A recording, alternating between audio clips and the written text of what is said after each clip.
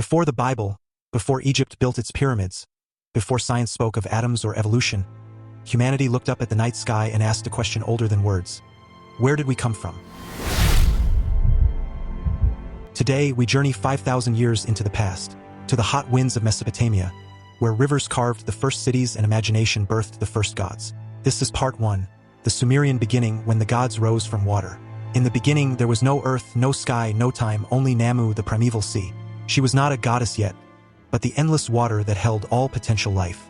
From her depths, the first two beings emerged, En, the sky above, and Ki, the earth below. When En and Ki embraced, their union created Enlil, the god of air, the force that would separate heaven and earth, giving shape to existence itself. The world, the Sumerians said, began not with a flash of light or a word spoken from heaven, but with water dividing, rising, and breathing. Once the heavens and the earth were born, the gods filled them. Each ruled a domain. Enki, lord of wisdom and deep waters. Inanna, goddess of love and war. Utu, god of the sun, and Nanna, the moon. But their world was imperfect, chaotic, half-formed, and filled with toil. Even gods, they said, could grow weary. To bring order, the gods built cities upon the plains Eridu, Uruk, Nippur, the first civilizations, reflections of the divine world above. According to the Sumerians, the gods soon faced a problem. They had shaped the world, but maintaining it, tending crops, building temples, digging canals was endless labor. So Enki proposed a daring idea. Let us create beings who will work for us, yet live through us. From the clay of the Abzu, the fresh water beneath the earth, Enki and the goddess Ninhursag molded the first humans. Into the clay, they mixed the blood of a slain god, giving humanity a spark of divine essence. Thus, mankind was born half earth, half divinity, servants yet sacred. This was not a punishment. To the Sumerians, humans were partners in the grand task of maintaining creation. Each harvest, each prayer, each brick laid was part of the universe's balance. The Sumerians believed life followed sacred laws called Mi, which is pronounced May.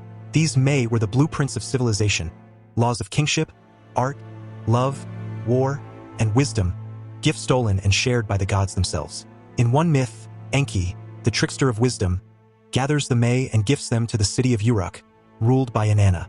Through them, humans learned music, writing, justice, and desire. To live, then, was to walk in rhythm with these cosmic rules, to keep chaos at bay by honoring the gods through order. But even divine creation falters.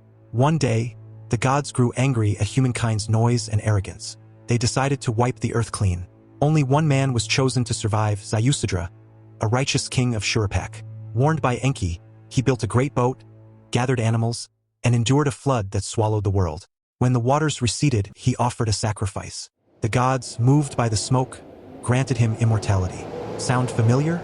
The Sumerian flood became the ancestor of Noah's story, centuries before the Bible was written. The Sumerians did more than imagine gods. They invented writing, cuneiform, pressing wedge-shaped marks into clay tablets. Through these tablets, they recorded their myths, trades, and laws. Their words would outlive them. Babylonians, Assyrians, Hebrews, Greeks, all inherited fragments of Sumer's vision of creation. Even modern faiths still whisper echoes of Enki's clay and Namu's sea. To the Sumerians, life wasn't a gift. It was a duty. We were made to help the gods keep order. But in that duty, humanity found meaning.